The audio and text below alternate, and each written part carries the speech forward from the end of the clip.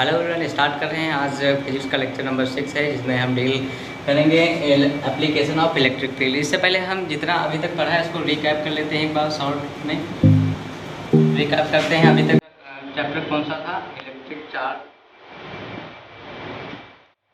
Electric charge and field, वैद्युत आवेश और क्षेत्र।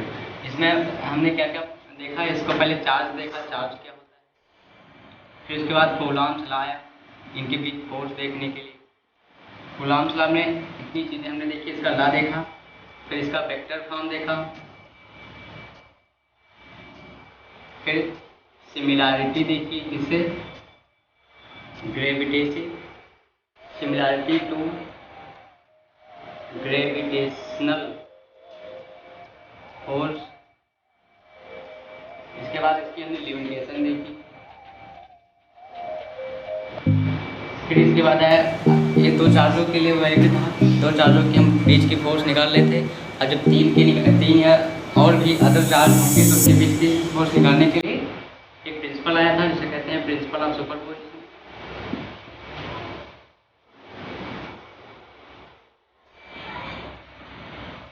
Principle of superposition. इसके बाद हमने देखा था इलेक्ट्रिक फील्ड देखा था, एंड इसकी इंटेंसिटी देखी थी, जिसका मतलब है तीव्रता। इसकी हमने तीव्रता देखी थी। फिर इसके बाद हमने देखा इसकी तीव्रता क्या होती थी, E=F/Q0। Q0 का है सबसे छोटा चार्ज है, F जिस पर उस पर फोर्स लग रहा है, F। उसके बाद हमने देखा इलेक्ट्रिक डायपोल। लेक्चर नंबर 5 में इलेक्ट्रिक डायपोल देखा, एंड इट्स मोमेंट, इसका मोमेंट देखा हमने। अब हमने इतने टॉपिक डील किए। पहले चार्ज देखा, कूलॉम्स लॉ देखा, प्रिंसिपल ऑफ सुपरपोजिशन देखा, फिर इलेक्ट्रिक फील्ड एंड इंटेंसिटी देखी, उसके बाद इलेक्ट्रिक डायपोल देखा। हमने लेक्चर नंबर 4 में बताया था कि इलेक्ट्रिक फील्ड इट्स इंटेंसिटी। इसके हम कुछ एप्लीकेशंस देखेंगे, मतलब दो चार्जों के बीच कितनी उसकी इंटेंसिटी है, एक चार्ज से दूसरे चार्ज पर कितनी इंटेंसिटी हो रही है, तीव्रता हो रही है, मतलब तीव्रता लग रही है। और पहले हम देखेंगे चार्ज की वजह से एप्लीकेशन इसका, और दूसरा देखेंगे रॉड की वजह से, और तीसरा देखेंगे डायपोल मूवमेंट की वजह से, इलेक्ट्रिक डायपोल से देखेंगे। तो स्टार्ट करते हैं।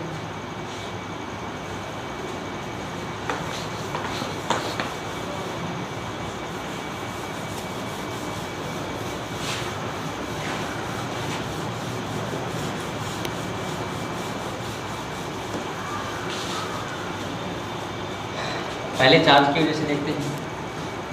एक चार्ज रखा है +Q, इसकी वजह से कहीं छोटा सा Q, हमने Q0 चार्ज रखा। Q0 चार्ज क्या होता है? वह चार्ज होता है जिसके पास खुद की इलेक्ट्रिक फील्ड लाइंस नहीं होती हैं, अर्थात इसमें तो होंगी इनकी लाइंस की जो निकलेंगी, इनकी वजह से जो इलेक्ट्रिक फील्ड की इंटेंसिटी इस पर हम ऑब्जर्व करेंगे उसको हम इलेक्ट्रिक फील्ड इंटेंसिटी कहते हैं। इसकी वजह से पहले इसके बीच की हम दूरी देखेंगे, दूरी कितनी है। लेट हम R मान लेते हैं, कोई भी कुछ मान सकते हैं। अब हमने फार्मूला इसका लिखवाया था E=F/Q0। यदि हमें मतलब इसकी इंटेंसिटी निकालनी है, यदि फोर्स ना दी हो तो कैसे निकालेंगे? तो इसको अदर टर्म में हम व्याख्यात करते हैं, जैसे कि हम F का मान रख लेते हैं। F क्या था? F हम इलेक्ट्रोस्टैटिक फोर्स रख लेते हैं। फोर्स है F क्या है? फोर्स है कौन सी? Electrostatic force. इलेक्ट्रोस्टैटिक फोर्स क्या होती है? जो हमने कूलॉम्स लॉ से डिस्कवर किया था, F बराबर K/Q1 Q2 बाई R²। तो इसकी वजह से हम देख लेते हैं। तो F का मान रखते हैं यहाँ पर। F का मान क्या हो जाएगा? Q है तो Q रखेंगे, और ये छोटा सा चार्ज क्या है? Q0 रखेंगे बाई R²। इसका हमने K का मान रखा, फिर बटे में Q0 इसका मान रखा। अब Q0 से Q0 कट जाएगा तो ऊपर जाकर यहाँ पर जाएगा, इससे इसे कट जाएगा, तो फाइनल हमारा जब क्या हो जाएगा Q/R²। तो इलेक्ट्रिक फील्ड इंटेंसिटी का एक दूसरा भी फार्मूला है KQ/R²। K क्या है?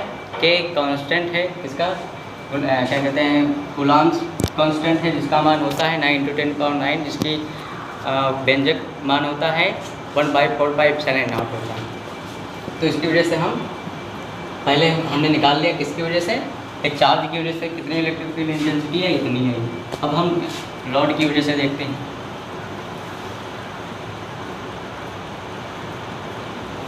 वजह से देख लेते हैं, उस पर लिखते हैं थोड़ा।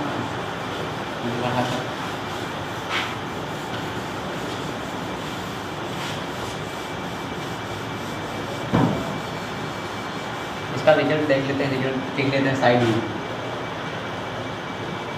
E = Q/R²। इसको एक बक्सा में रख लेते हैं। अब रॉड की वजह से देखते हैं। Let we are taking the rod length L। हम एक रॉड ले रहे हैं जिसकी लेंथ लंबाई है L। इस पर चार्ज पूरी तरह से डिस्ट्रीब्यूट है। आज एक नए टर्म से तुमको वाकिफ़ कराएंगे।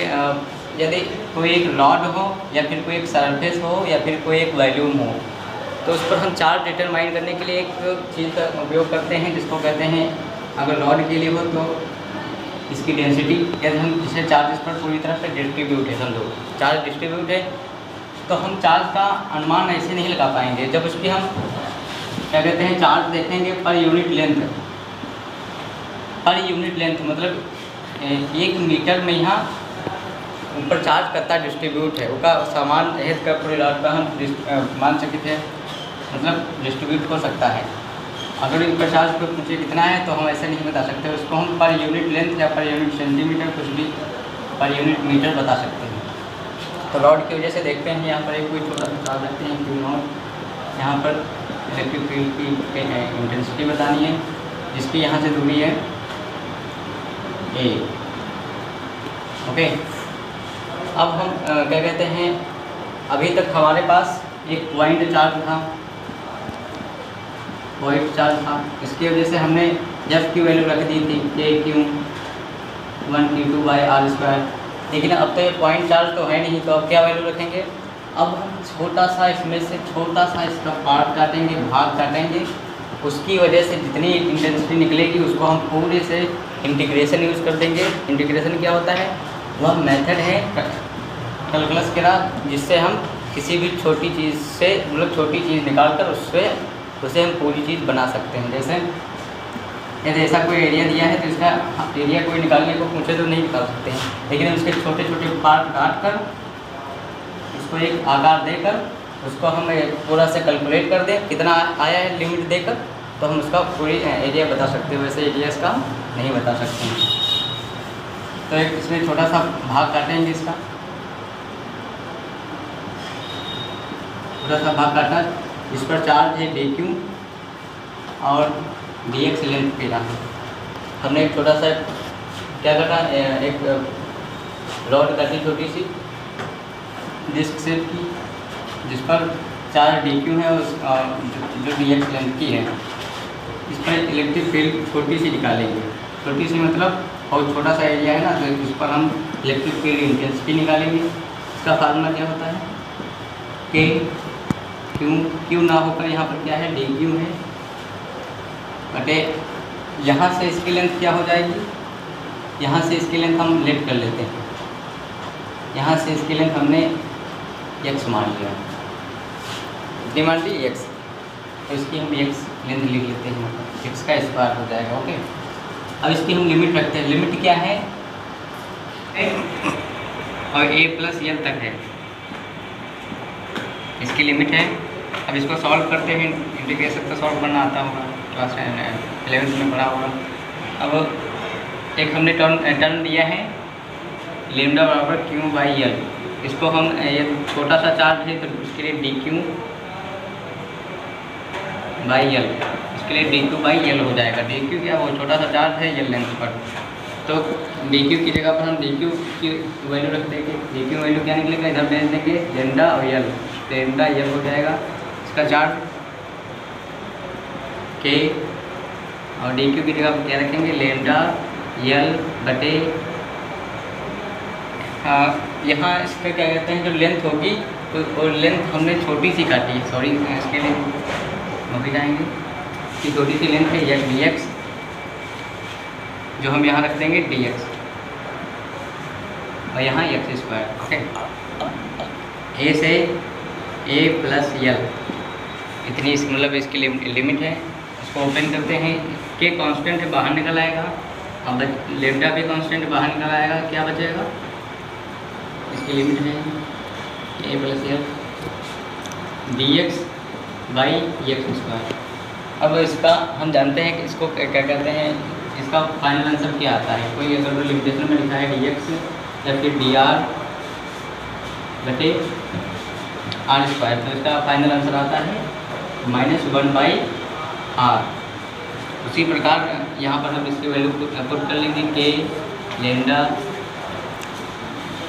हम जब इसको खोल देंगे तो इसका ऐसे रूट आ जाएगा -1/r स्क्वायर। इसी तरह हम डी आर बटे आर स्क्वायर डी एक्स बटे एक्स स्क्वायर। अब इसकी लिमिट क्या है ए प्लस यल के लेमडा अब लिमिट पहले अपर वैल्यू रखते हैं फिर लोअर वैल्यू रखते हैं, तो एक में पहले रखेंगे तो कितना आएगा एक ही आएगा, और एक्स की जगह पर हम रखेंगे तो कितना आएगा ए प्लस यल,